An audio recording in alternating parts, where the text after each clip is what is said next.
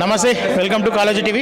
ప్రస్తుతం మనం హైదరాబాద్ లాల్ బజార్లో ఉన్నాము. ఇక్కడ తెలంగాణ ఉద్యమకారుల ఆత్మీయ సమ్మేళనం అని చెప్పేసి అందరూ ఉద్యమకారులు తొలిదశ మలిదశకు సంబంధించిన ఉద్యమకారులందరూ ఇక్కడ ఆత్మీయ సమ్మేళనం కావడం జరిగింది. వాళ్ళు పడ్డ కష్టాలు కావచ్చు, వాళ్ళు చేసిన పోరాటాలు కావచ్చు, ఈరోజు ఇక్కడ జ్ఞాపకం చేసుకుంటూ ఇక్కడ అనేక మంది ఇక్కడికి రావడం అయితే జరిగింది. ఒక్కసారి వాళ్ళతో మనం మాట్లాడే ప్రయత్నం చేద్దాం. ఇక్కడ పినమర్తి రవి గారు కూడా ఉన్నారు, ఒకసారి ఆయనతో మాట్లాడదాం మనం.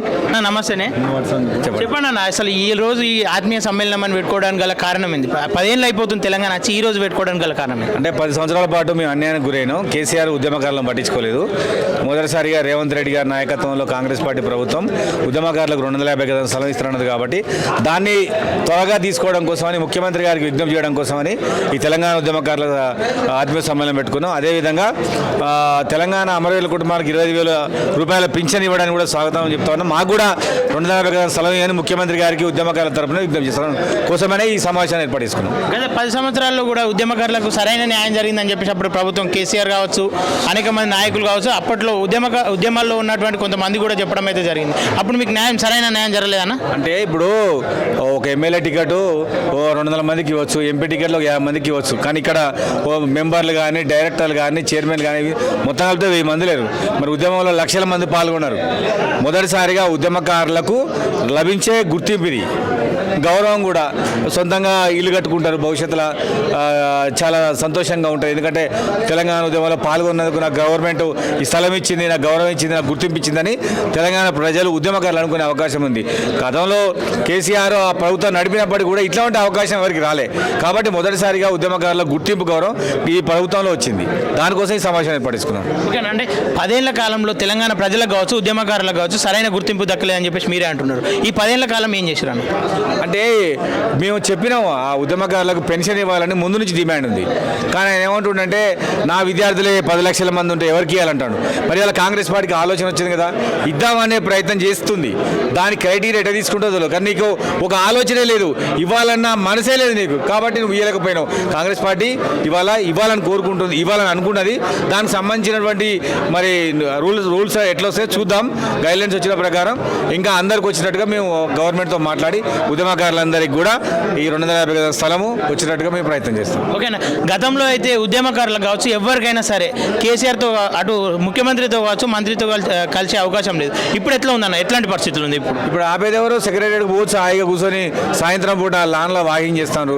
ప్రజాభవన్లో అందరూ కూడా టిఫిన్ కట్టుకొని పోయి పొద్దునంగా కూర్చొని సాయంత్రం తిని బయటకు వస్తారు. ఇక్కడ గేట్లు ఆపలే, అన్ని ఇనుప కంచెలన్నీ బద్దలైపోయినాయి. ప్రజలందరూ ప్రశాంతంగా స్వేచ్ఛేతంగా ఉన్నాడు. ఎందుకు అన్ని అట్లా అనిపిస్తుంది అంటే, ఆయన తాళం వేసుకొని కూర్చొని జనాలు ఆడికి పోవాలనిపిస్తుంది.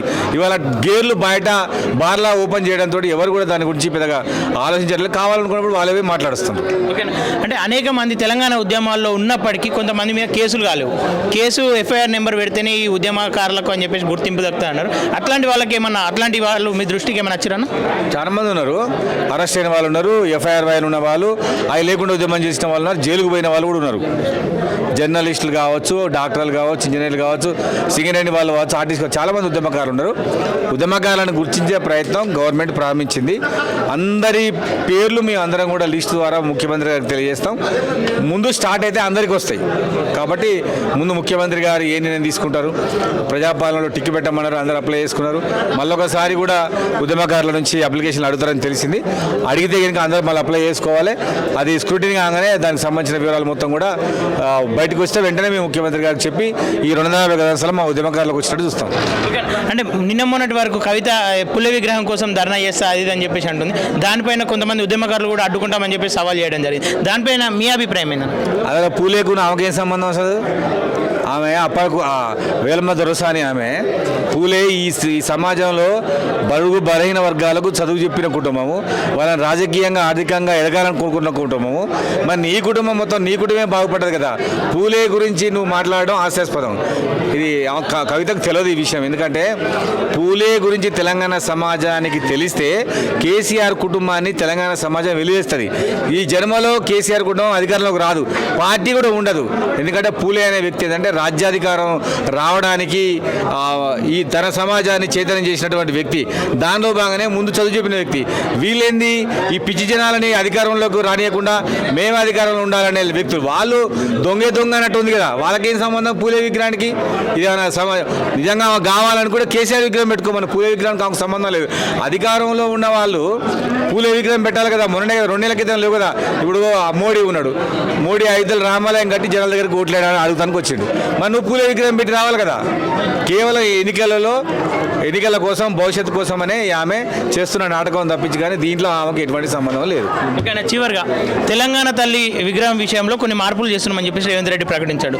దాని మీద వాళ్ళు కొంచెం అబ్జెక్షన్ చెప్తున్నారు, ఇది బీఆర్ఎస్ వల్ల అబ్జెక్షన్ చెప్తున్నారు. దానిపైన అంటే మార్పులు చేయడం కరెక్టేనా? మీ అభిప్రాయం ఏంటి? రేవంత్ రెడ్డి గారికి తెలంగాణ తల్లి మీద ఒక అభిప్రాయం ఉంటుంది. అసలు నిజంగా తెలంగాణ తల్లి కవితలా కానీ తెలంగాణ సమాజం అనుకుంది. గతంలో అనేక మంది నాయకులు ఈ బొమ్మ కవితలాగా ఉంది, కవిత వేసుకున్న బంగారం లాగా ఉంది అన్నారు. మరి రేవంత్ రెడ్డి గారికి అదే అనిపించింది కావచ్చు, మార్పులు చేర్పులు చేస్తున్నారు. నిజంగా తెలంగాణ వాళ్ళు ఎంత బంగాళ ఆభరణాలు వేసుకొని బతికేంత గొప్పగా ఎవరున్నారు? కాబట్టి సామాన్య మహిళని స్ఫూర్తిగా తీసుకుంటూ కావచ్చు. అందుకోసమనే మార్పులు చేర్పులు జరుగుతాయి. అంటే ఇప్పుడు కేసీఆర్ పెట్టిన కొనసాగించాలా? ఆయనకు ఏ అభిప్రాయం ఉంటుంది అదే జనాల అభిప్రాయమా, అదే కాంగ్రెస్ పార్టీ అభిప్రాయం ఉంటుంది, అదే ప్రభుత్వం అభిప్రాయం ఉంటుందా? ఆయనకు అభిప్రాయం ఉంది, దాని ప్రకారం చేసుకుంటూ పోతాడు. ఓకేనా, చివరిగా ఉద్యమకారులకు కాంగ్రెస్ ప్రభుత్వం హయాంలో న్యాయం జరుగుతుందని చెప్పేసి అనుకుంటారా? మీతో ఏదైనా చర్చించే ప్రయత్నం చేసిందా కాంగ్రెస్ ప్రభుత్వం? అంటే ఆల్రెడీ మేనిఫెస్టో అప్పుడు మాట్లాడినాము. నేను ఉద్యమకారులకు పెన్షన్ ఏమని అడిగినా సీతాబాబు గారిని, వారికి 250 గజాల స్థలం ఇస్తారన్నారు.